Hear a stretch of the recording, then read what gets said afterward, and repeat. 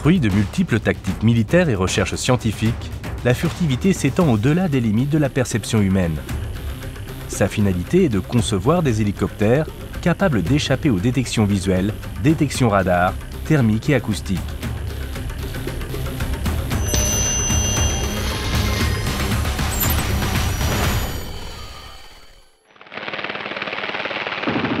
Les guerres menées dans les années 50 en Indochine, en Algérie, en Corée puis au Vietnam ont démontré l'intérêt militaire de l'hélicoptère pour les missions de secours des blessés, de transport de troupes et de combat. La multiplication des radars va changer la physionomie des combats tout en modifiant la forme du fuselage des aéronefs. La menace radar, ce qu'il faut bien comprendre, c'est que c'est un système actif. Donc le radar va émettre des ondes électromagnétiques qui sont ensuite donc réfléchies par les cibles qui sont rencontrées, de façon à localiser en fait parfaitement la cible.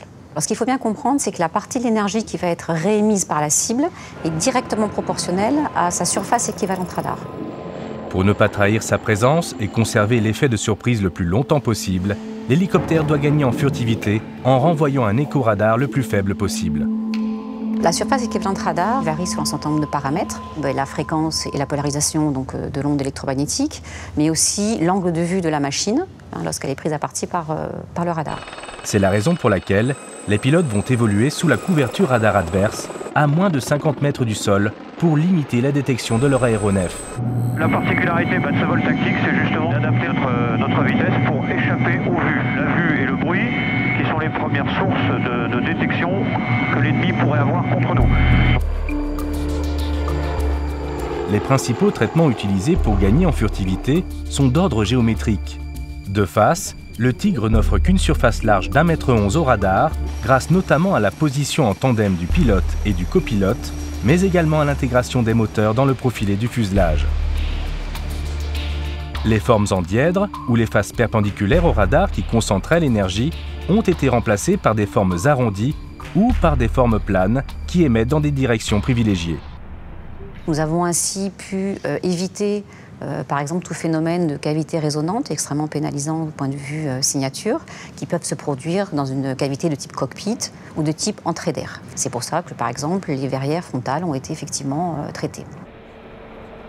Outre le design de l'engin, la faible signature radar du Tigre repose également sur des pales optimisées ou des choix de matériaux composites comme le Kevlar ou la fibre de carbone qui constituent la peau externe du fuselage.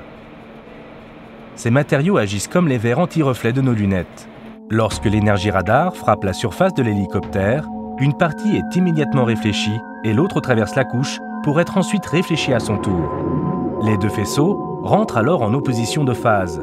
La quantité totale d'énergie renvoyée est très faible, voire nulle, si les deux faisceaux réfléchis sont de même intensité. Pour s'approcher au plus près de son ennemi et l'observer sans être repéré, il faut se fondre dans son environnement.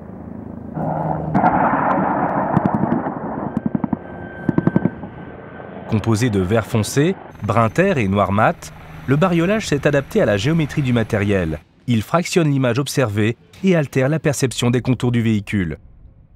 On va jouer sur la limite entre les couleurs. Par exemple, elles seront courbées.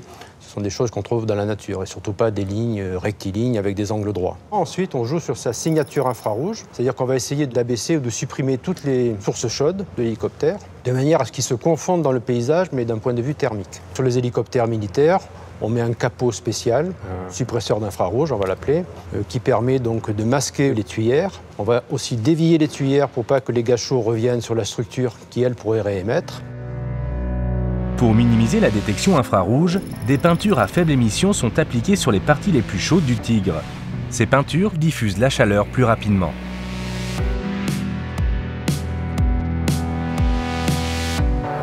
Se fondre dans son environnement, c'est également opérer de nuit.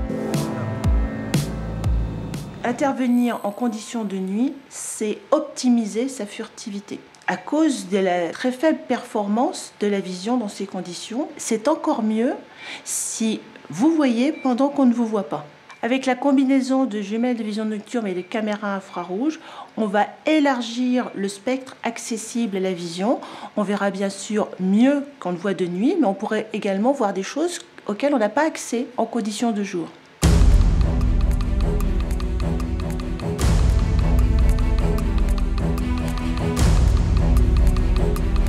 l'avantage d'utiliser le casque Tuple avec les jumelles de vision nocturne intégrées, associé au dispositif de vision nocturne qui est la caméra thermique. Ça nous permet d'effectuer des missions de combat de nuit dans les mêmes conditions que des missions de jour, en ayant un avantage sur notre ennemi. Si malgré tout l'hélicoptère se faisait détecter, il aurait encore la possibilité d'échapper à la menace au moyen de systèmes actifs visant à leurrer l'adversaire. Le leurre infrarouge, ça consiste à tromper l'ennemi. Lorsqu'un missile infrarouge va se diriger vers l'hélicoptère, attiré par une source chaude, comme le moteur, l'hélicoptère va larguer des sources chaudes très vives pour détourner le missile. Que ce soit de jour comme de nuit, la signature acoustique des hélicoptères doit être réduite. On a fait des programmes de recherche assez sophistiqués pendant des années pour optimiser la forme de la pale. Et maintenant, nous avons un concept très innovateur qui s'appelle le Blue Edge, où la pale donc, est cassée sur l'extrémité, ce qui permet de diminuer le bruit rotor. À terme, les hélicoptères de combat pourront, grâce à cette pale, réduire leur signature acoustique de moitié et pénétrer en territoire adverse en toute furtivité.